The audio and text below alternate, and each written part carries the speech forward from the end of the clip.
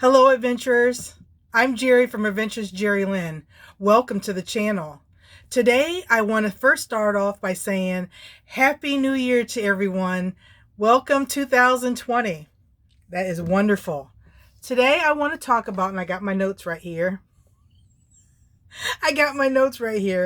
How to stay safe, whether you're in your home, vehicle, RV, or workplace. Now, I'm going to back up the story here for a minute because I wasn't even going to do this topic. Let's go back to New Year's Eve. I have lived in this city my whole life, except for 1 year when I was stationed out in California in the Air Force. And but anyway, so I've been here 50 plus years.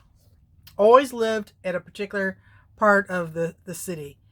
And this particular year, for some reason, I was a little disturbed. So, at midnight you hear people, they shoot off fireworks, they're shooting off guns, they're having a good old time.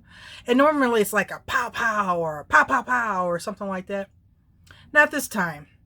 This time it was not. Needless to say, this is a little upsetting. And it went on for like 47 minutes past midnight. Normally it's just like a few minutes. And then that's about it. But this particular year, I don't know why, for what rhyme or reason. And it got me to thinking what I was going to talk about today. I don't want to talk about that. I want to talk about safety. And how do you feel like in your home? Do you feel safe? And is your home, your car, your van, your travel trailer, your sticks and bricks?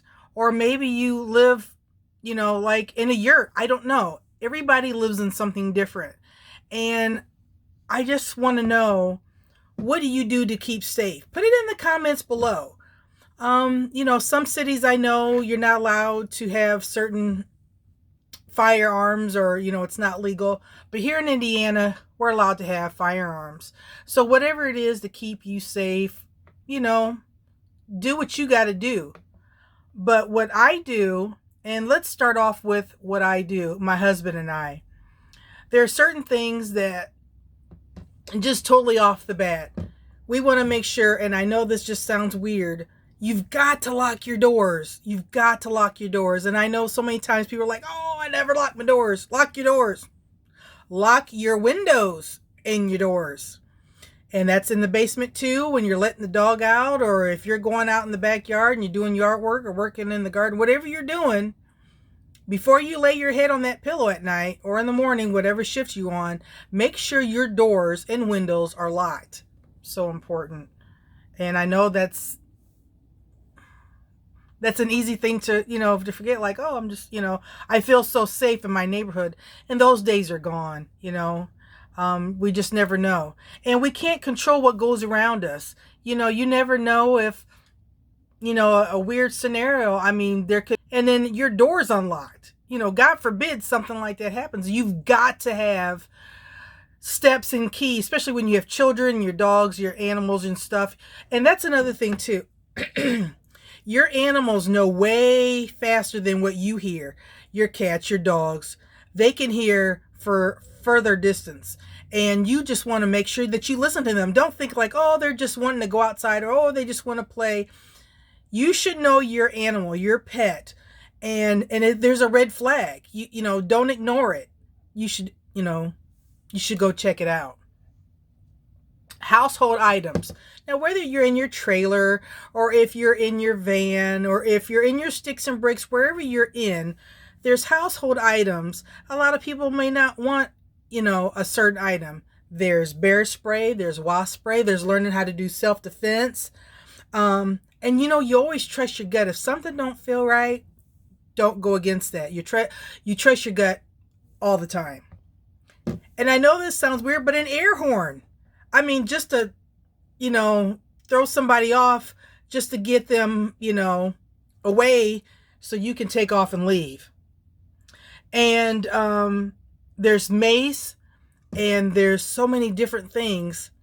And then in your house, you have hammers and you have screwdrivers. You have tools around the house that you can use.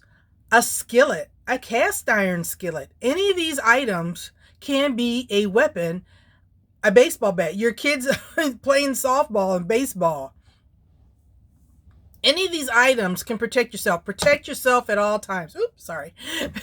Protect yourself at all times. You got to make sure that if it's them or you want them to know that you will not go down without a fight. You have to make sure that you are there and to protect your homestead, you know.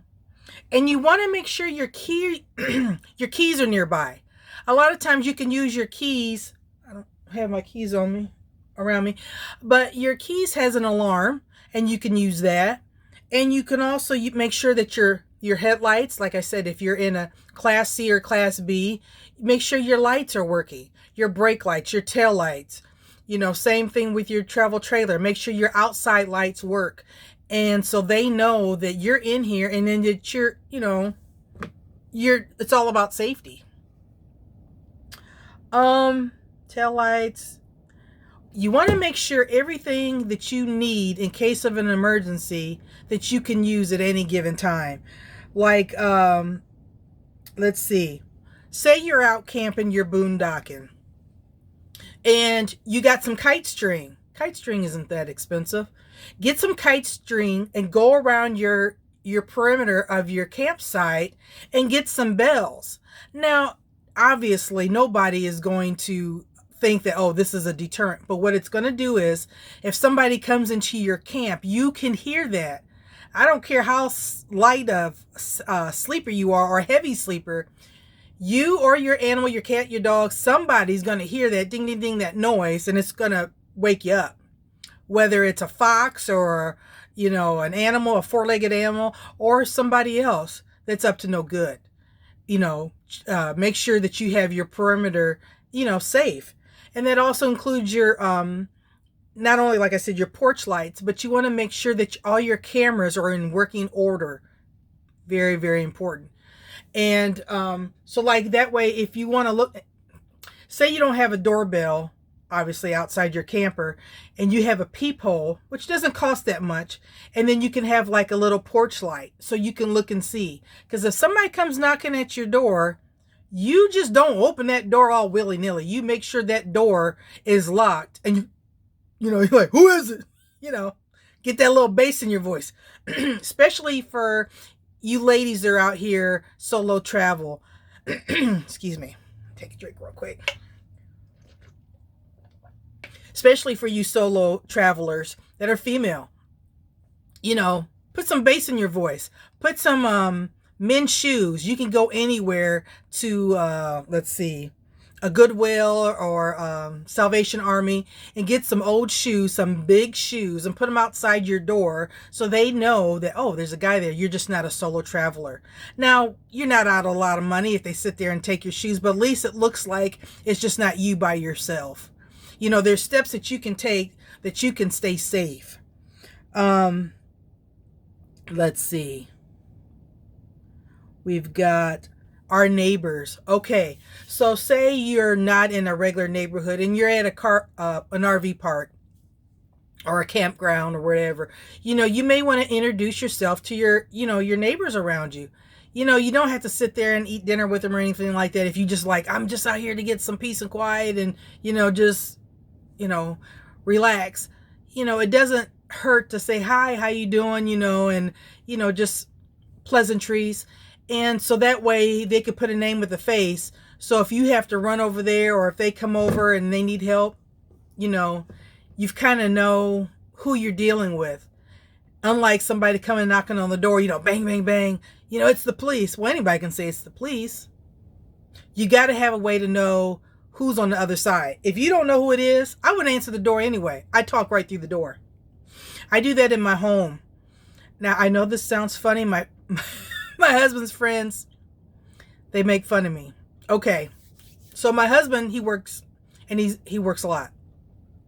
And so now that we're empty nesters, and I'm just putting this out here, if it's just me and the dog home, and it's broad daylight, and somebody pulls up in my driveway, and I may have my curtains open, and the TV's on, and I'm sitting there on the couch, I'm not answering the door. Now, I know that sounds strange, but I do that.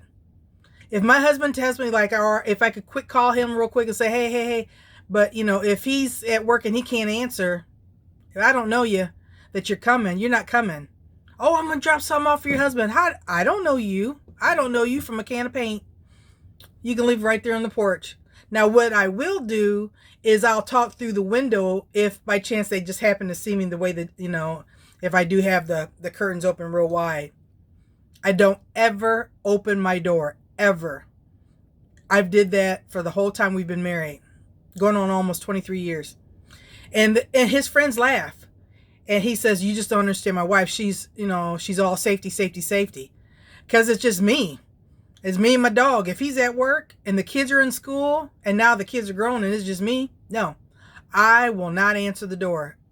Now, that's daytime. Nighttime, it's not even a question. Everything's closed up.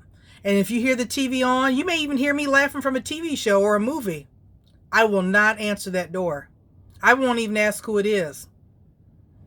I'll go upstairs, look through the window and see who it is. And they'll just have to leave. They'll have to leave pissed. I don't mess around. I don't answer my door if I'm home by myself. And there's nothing wrong with that.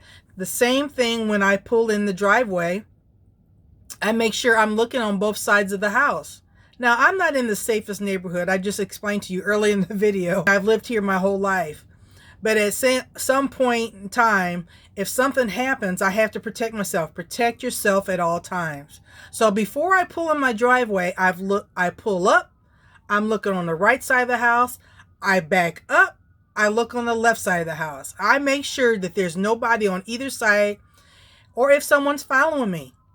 There's been many times that I'm just down the street from the store, and if the same headlight is following me, and it comes to look like, and then the street light's on, and I see it's the same vehicle, I'll drive right past my house. I'll go zigzag in my neighborhood. I will not pull in my driveway. Safety first at all times. I don't play when it comes to that. And either should you. Now, it's kind of hard to do that when you're at a trailer and you're at a campsite.